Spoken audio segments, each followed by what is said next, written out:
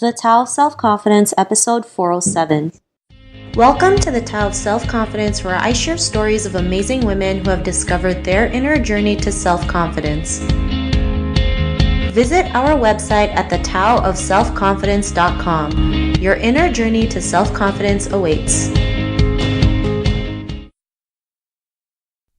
Well, hello friend. Welcome to the Tao of Self-Confidence, where I share stories of amazing women who have discovered their inner journey to self-confidence. I'm your host today, Sheena Yap-Chan, and today I have an amazing lady on the show today. She is an actress, a dancer, and a self-proclaimed creative nomad, and I'm just really excited to have her on today to share her story and tips on self-confidence. So without further ado, I'm going to introduce you to Amanda Suk. Amanda, how are you today? Maybe you can fill in a little bit more about yourself to our listeners. Yeah, I feel like there should be like one of those applause tracks for myself. That sounds so lame. Sorry.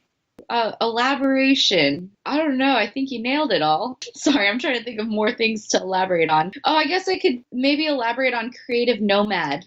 The reason for that being there's such a hodgepodge of other things that I enjoy doing, but I wouldn't ever label myself as any of those things, if it makes sense, because I like to blog, but I wouldn't introduce myself as a blogger. I once in a while will play around with styling gigs here and there, but I wouldn't call myself a stylist either. I also really like to read poetry and write poetry, but also not necessarily my forte. And lately I've been dibble-dabbling in watercolor painting. Also not a forte. But there's just a lot of different creative things that I like to do, and I'll hop around. So I kind of coined creative nomad and put that upon myself to just use in bios. Awesome. Well, thanks for sharing that. And I think that's great that you find different outlets for your creativity. There's no necessarily, we don't have to label them as anything.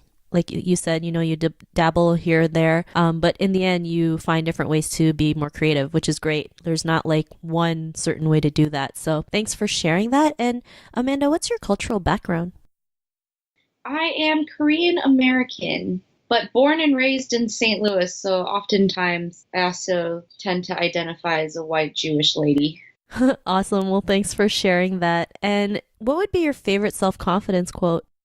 My favorite self-confidence quote would have to be fearless, not flawless, which I was told to by a dance teacher of mine from back in maybe 2009, perhaps. Quite some time ago, but it made such a lasting impact on me. I don't know if she's the originator of that quote, but if anybody follows Luam on YouTube, she was one of the choreographers I used to take class from all the time when I lived in New York. And yeah, that was something she said, and it just kind of stuck with me ever since. Awesome. Well, thanks for sharing that. And I like that quote because sometimes, when we do something or start something new, we're not flawless at it, right?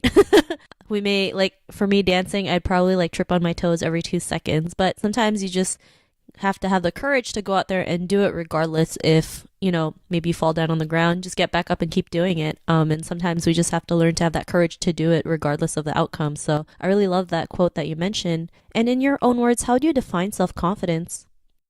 My own words. When I was thinking about this question, I was just like, when I was reading that question or thinking about the answer to that, it took me a very long time to figure out what or how I would define it. Because, again, I think that's one of the things that everybody has their own definition of. And I think I realized in trying to come up with an answer that for a very long time, I don't know if I had an answer. I felt like it was just a feeling as opposed to an objective definition. So the best thing, and I still think it's just a feeling, but I think the best definition I could come up with was being both secure in your identity and proud of your identity. Awesome. Well, that's a great definition that you mentioned. I mean, being secure and proud of ourselves is like the most important thing. Learning to believe in ourselves, learning to love ourselves, because if it doesn't start with our own self, then, it's not going to be easy to, face other challenges in our life. So I really love that definition that you mentioned. And Amanda, what was your life like before your discovery of self-confidence? Well, I actually wanted to add one more thing on top of what you were saying is on the question before about your own definition of self-confidence, about it starting with yourself. I also feel like you can't really be a good friend to others if you're not secure in your own identity and proud of your own self, because in trying to be there for others, I think when you're lacking, you realize that you make other people's situations about yourself, because then, do you know what I'm trying to say? Like, when you're not secure enough in your own self, then you're not actually there for others, because when other people are trying to explain to you their problems, all you can think about is your own. No, yeah, I totally agree with that. I mean, if you want, the kind of love or the kind of friendship that you want, it has to start with yourself, so you know what you're looking for and what you deserve. So, yeah. Anyway, sorry, that was just random thought while you were talking. But yeah, in regards to my life before discovery of self-confidence, I would say that I was a very wishy-washy person. I didn't know what I believed in, so it was really easy for me to just kind of, I think the reason I was so good at going with the flow in my past is because I didn't have anything that I really believed in or needed to stand up for myself with, or I was too scared to stand up for myself. So yeah, whichever way the wind blew, I went as well. But then in all that, I realized it took me longer to kind of understand who I was and know who I was, because I was just constantly trying to be like other people as opposed to just figuring out who I was. Yeah, I don't know. I was definitely called a people pleaser for a majority of my life. So I was always trying to make other people happy without knowing what made me happy. Thanks for sharing that. And I think we're all guilty of that, right? The people pleasing, especially being brought up as like, do as you're told, don't make any noise, don't do anything that would be shameful. Not realizing like sometimes that can actually hurt our confidence, because we feel like if every move we make, we don't know if we're hurt, like if people are going to judge us for it or not. But no matter what happens, there's always going to be somebody out there who's going to judge you. So you might as well just, do what you feel is good for you. But was there a moment in your life when you realized that like you didn't have to, you had your confidence, like you had that boost of self-confidence? What was that like aha moment? I actually don't think I had a singular aha moment. And I think I'd be surprised to hear if a lot of people have a singular aha moment. I feel like it's always gradual. There's like a million small light bulbs, but not one big giant light bulb, if that makes sense. Yeah, totally. Sometimes, these small little actions create the big like result. Yeah, I mean, it's just like I can't be like, oh, on April 25th, 1996, such and such happened. I think things are constantly happening, and that's always shaping and shifting what self-confidence might mean to us. I mean, I know for me personally, it was definitely a gradual maturity over time, because, yeah, for me, it's rooted in a more spiritual foundation, as my seriousness of how I live. Well, actually, let me backtrack. My seriousness of how I take my personal faith and my relationship with God. Where am I going with this? What am I trying to say? I'm trying to find my words. I just think like over time, like the more I realize how seriously I take my faith and my relationship with God, I realize that that's actually the foundation of my self-confidence. Because when it comes to, going backtracking to like my personal definition of self-confidence, like if I'm talking about security and identity and being proud of your identity, I think that ties in with what I believe in. And yeah, that kind of, because I guess that's the closest thing to an aha moment. If I needed to simplify it or to try to singularize it, it would be, I guess, when I started to really identify more with my spiritual faith. Yeah, no, I mean, some of us feel like we don't have a spiritual bone in our body, and we're a lot more spiritual than we think. And it doesn't matter what you believe in, right?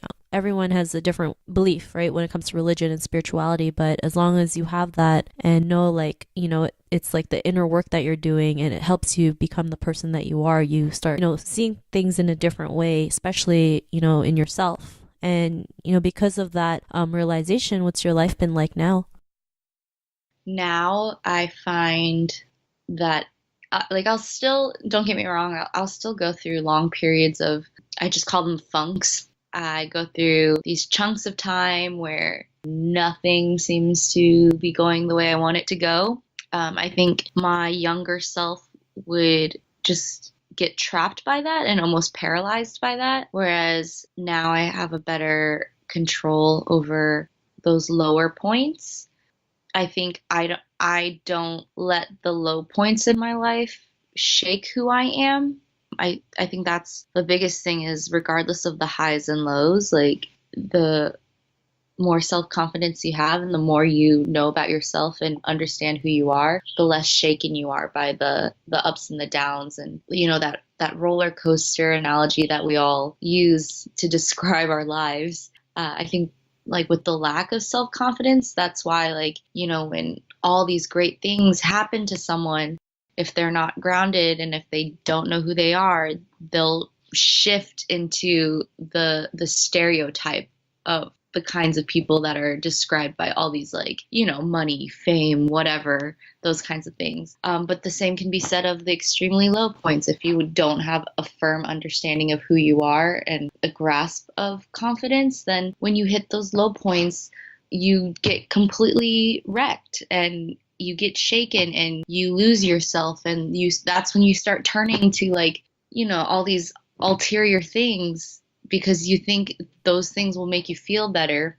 But in actuality, everything is pretty fleeting, you know? So it's finding like the unshakable things that, you know, really do bring you joy, that are completely satisfying and, you know, aren't temporary. And so I think that's, yeah, sorry. I just think that that's like probably the biggest thing that I've found post. I mean, it's not even post because I'm still on this journey, but the more I learn, I think that's what makes the biggest difference for me, because I'm definitely going through a lot of ups and downs still. But I think the joy I find in every day is much more consistent, despite if I'm at a high or a low. Thanks for sharing that. And, you know, there's nothing wrong with that, right? I mean, we all have our highs and lows.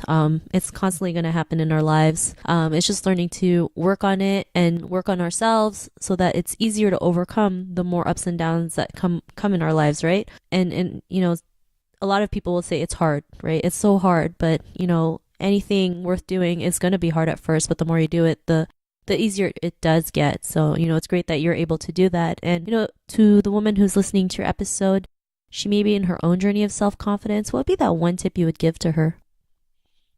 The one tip I would say is, I think, especially coming from the people pleaser person that I used to be and still sometimes am, I think as a people pleaser in the past and present, and wanting to constantly be there for other people, a lot of times that we just don't know how to take time for ourselves. And I think in those moments where we really truly treat ourselves, we need to learn how to affirm ourselves as well. Because I know for me, I was becoming so good at encouraging other people constantly. I love to do it too. I was enjoying telling other women, men, whoever that I felt like needed that positivity in their lives, like, this is what is so great about you. And I would see them, and it'd be genuine too. And I would see them like really light up and always be so thankful of, like, you know, I just really needed to hear that right now.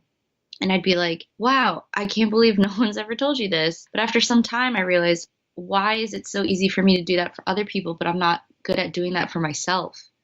You know, so I think if there's anything I can advise other women or men too, it's that, you know, take some time for yourself and figure out what are those great things about yourself. You should be able to see that about yourself. And, you know, a lot of times when people ask me about, like, how are you so confident? I mean, I don't know. It just, again, didn't happen overnight. But I realized I know now, as at the age that I am, if someone were to ask me 5 things that I love about myself, I could easily say 5 things and I wouldn't stop there. But a lot of people have such a hard time coming up with just a handful of things to make a list about what they like about themselves. And it boggles my mind that we don't know how to love ourselves. We don't even know why to love ourselves, you know? So I think we as humans, just general human beings, need to take that time, figure out what it is that's so great about themselves, and not be afraid to say that, not be afraid to believe that about themselves. Thanks for sharing those great tips. And it's so true. I mean, we're so great at like shaming ourselves and bring ourselves down, but we can, it's really quick to do the opposite and say something nice about ourselves, or even say, what is right about me? And you surprise yourself when you start asking the right questions. So thanks for sharing that. And Amanda, if our listeners wanted to get to know a little bit more about you and what you do, is there any links or social media profiles we can connect with? Sure. I'm most active on my Instagram, so I would say go ahead and find me at Suki Styles on Instagram and Twitter, actually. SUKIESTYLES.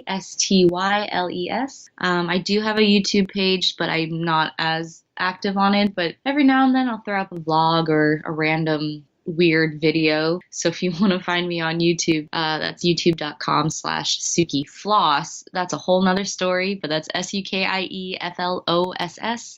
Otherwise, I also have a blog, sukistyles.com, or you can take a look at my professional acting website, which is amandasuk.com.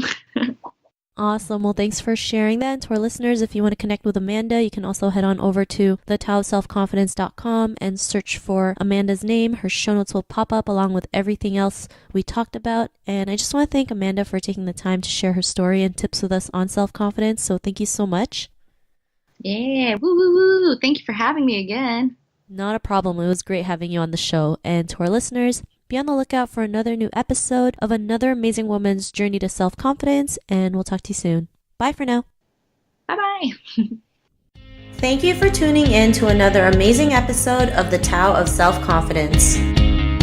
Visit our website at thetaoofselfconfidence.com to check out cool resources, blog articles, show recaps, and so much more. Your inner journey to self-confidence awaits.